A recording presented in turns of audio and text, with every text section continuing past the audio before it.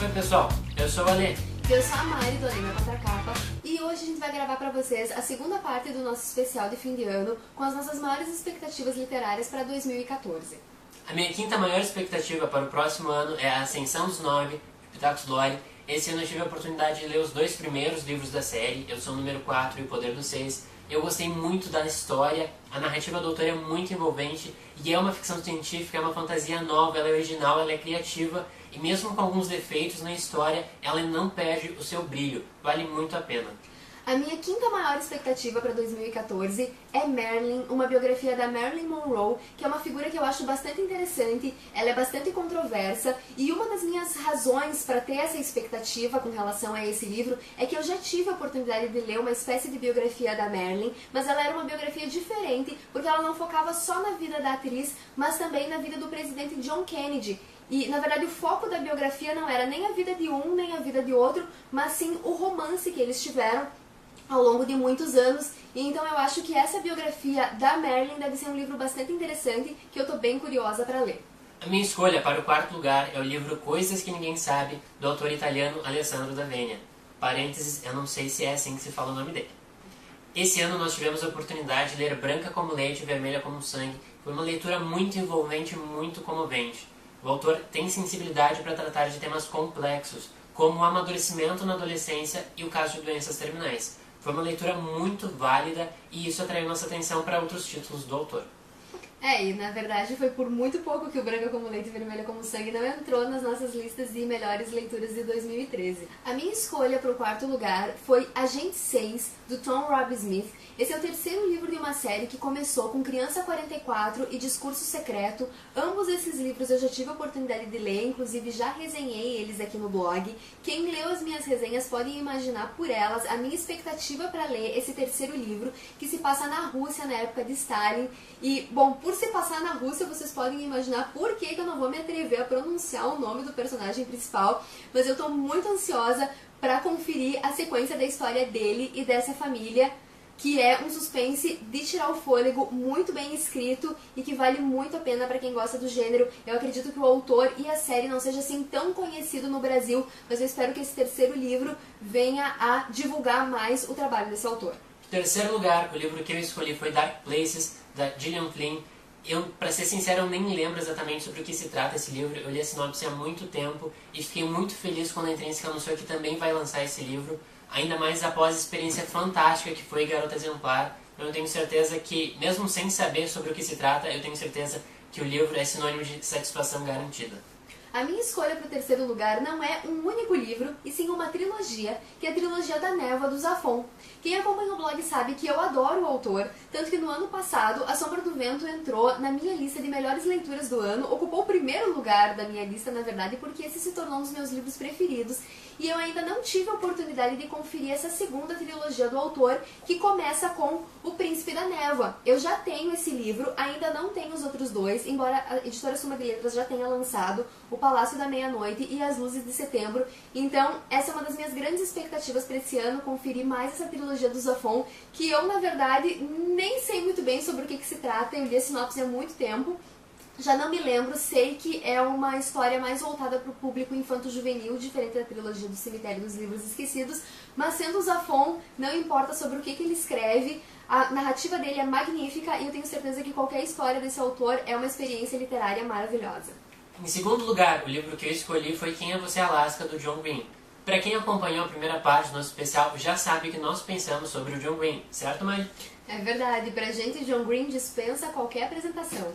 Para nós, o John Green está entre aquele seleto grupo de autores que dispensa até mesmo sinopse. A gente não precisa sequer ler a sinopse para saber que vai gostar do livro. E por isso mesmo eu não li a sinopse de Quem é Você, Alaska, esperando ser completamente surpreendido pela história. E tenho certeza que serei.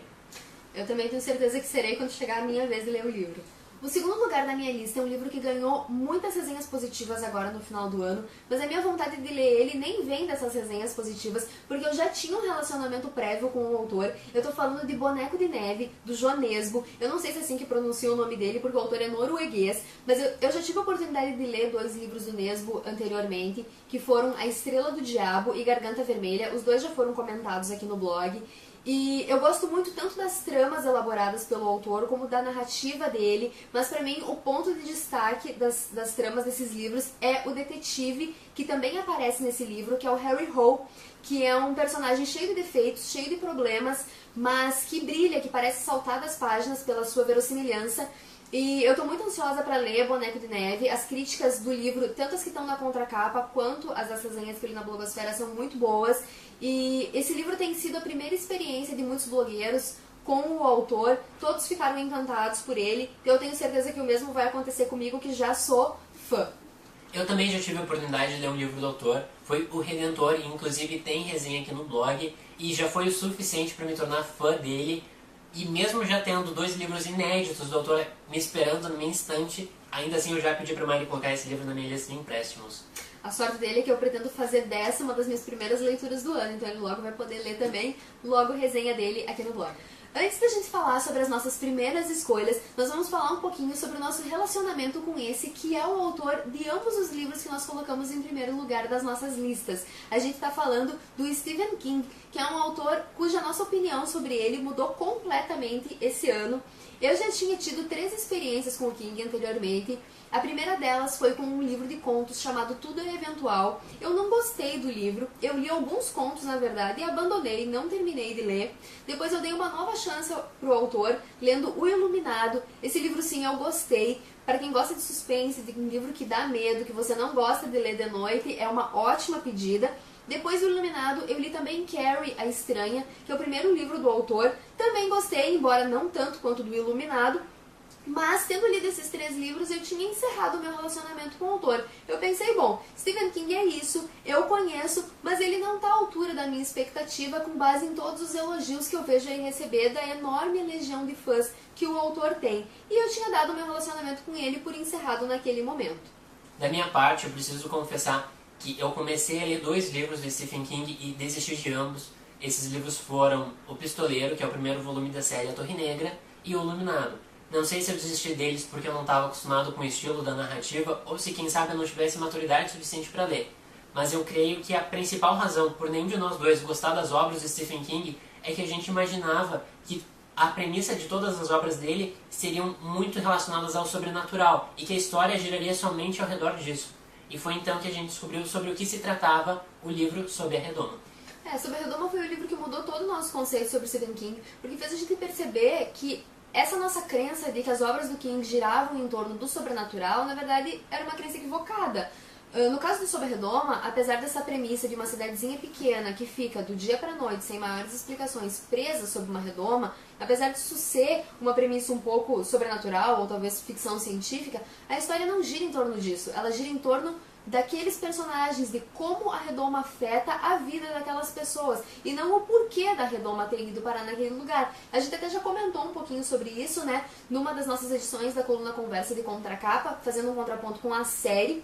Desde Sob a Redoma nós tivemos outras experiências com o autor. A minha foi A Zona Morta, que é um livro que já foi publicado há mais de 30 anos e ainda continua sendo considerado pelos fãs um dos melhores livros do autor, e não é pra menos. Eu adorei o livro, ele é um suspense impecável e a resenha até já tá prontinha, ela só não foi ao ar ainda porque eu quero fazer um post casado com um outro que eu ainda não me sinto em condições de escrever, mas aguardem esse ano A Zona Morta. Quem já quiser conferir, com certeza não vai se arrepender de ler esse suspense. Esse ano, além de Novembro de 63, que eu já comentei no outro vídeo desse especial, eu também pude ler A Maldição, que foi anteriormente publicado como A Maldição do Cigano. Também um livro muito bom, não achei o melhor entre os que eu li do Stephen King, mas definitivamente não me decepcionei, e com certeza esses 3 livros foram o suficiente para me tornar fã do autor, para desejar ler qualquer livro que tenha o nome dele impresso na capa. E não só isso, mas essas nossas leituras do Stephen King ao longo desse ano também fizeram a gente corrigir essa impressão que a gente tinha equivocada de acreditar que o sobrenatural era o cerne das obras dele, quando na verdade não é. O sobrenatural, hoje a gente entende que pro King é uma desculpa para colocar os personagens em situações que eles normalmente não poderiam colocar, mas o que ele extrai desses personagens são coisas reais, coisas que são humanas, primitivas até, colocando os personagens em conflitos que de outra maneira talvez não seria possível. E essas experiências que a gente citou agora foram suficientes para me fazer comprar outros 4 livros de Stephen King, e entre eles Saco de Ossos, que é o principal livro na minha wishlist pro ano que vem. Pra ser sincero, eu já não lembro sobre o que se trata o livro. Eu li a sinopse há algum tempo e eu já esqueci, eu preciso confessar, eu sou um pouquinho desmemoriado. Eu acho que já deve ter dado pra perceber isso. Detalhe. Mas enfim, eu lembro que quando eu li a sinopse, ela me chamou muita atenção, ela me despertou muito interesse e eu tenho certeza que vindo do mestre do terror, eu serei surpreendido certamente. E a minha maior expectativa para 2014 é Angústia. Eu tenho certeza que quando a editora Suma de Letras lançar o livro, ele vai ganhar uma capa bem melhor do que essa. E é só o que eu tô esperando para comprar esse livro e também me envolver em mais uma aventura do mestre do terror. É isso, essas são as nossas maiores expectativas para 2014. A gente espera que vocês tenham gostado desse nosso especial de fim de ano que termina hoje. Comentem, digam o que vocês acharam e até a próxima! Até!